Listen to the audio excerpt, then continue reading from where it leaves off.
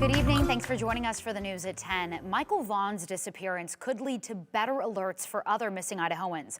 The Fruitland boy was last seen 8 months ago. On its way to the governor's desk, a proposed bill creates an endangered missing person alert to notify people in Idaho and nearby states about a missing person. An Amber Alert never went out for Michael Vaughan, a move that drew lots of questions and criticism from a whole lot of community members. Tristan Lewis, who has been following this case since July, brings us a look at this bill. And Tristan, almost immediately after the search began, and even up until last week, people were saying, why was there not an Amber Alert given in this case? Yeah, so I actually spoke with Idaho State Police last July, just right around when Michael disappeared, and they told me point blank, the Amber Alert never went out just because they didn't have enough proof to show that he was abducted, per se. So, like I said, law enforcement did not know if he had been abducted. Officials were able to issue a CodeRED, but it doesn't include all the tools and possible reach an Amber Alert has that they do have. This proposed legislation would create a centralized communication system and work with nearby states to help find missing people. Nearly 8 months after 5-year-old Michael Vaughan disappeared from his home in Fruitland, his parents, Brandi Neal and Tyler Vaughan, still question why an Amber Alert was never issued. It could have brought more awareness. It would have alerted the state of Idaho. Gotten his face out to everyone faster. Back in July, Idaho State Police said Michael did not fit the criteria to be issued an Amber Alert, even with his parents saying Fruitland police were pushing to get one.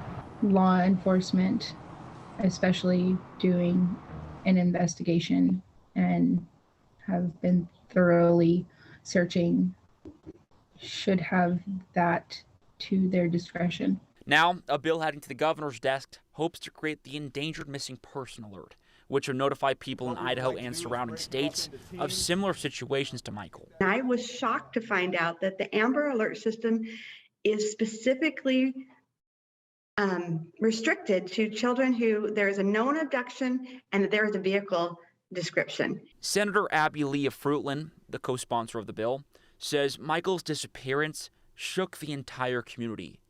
She says an alert like this could have helped Michael's case. We are one of the only states in the Northwest that doesn't have a statewide system. So that means that in Michael's case, we couldn't talk immediately to Oregon. We couldn't share information across borders. And so this now coordinates with all of our neighboring states too, which is so important. For Neal and Vaughan, hearing the news of this bill gets them emotional. I was in tears because it gives hope.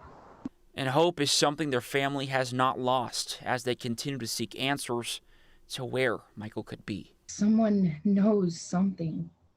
He's out there somewhere. If you know where Michael is, please know that Michael is loved and missed beyond everything. I also spoke to the agencies involved searching this case. Fruitland Police Chief J.D. Huff says the department is continuing to investigate Michael's disappearance, but he says new leads have slowed down in recent weeks. They also have an FBI agent that has been working out of the Fruitland office over the last few months. And the FBI tells me they have a special agent dedicated to working with Fruitland PD to help find Michael. And Morgan and Brian, both Chief Huff and the FBI, tell me Michael's parents are fully cooperative throughout this whole entire investigation.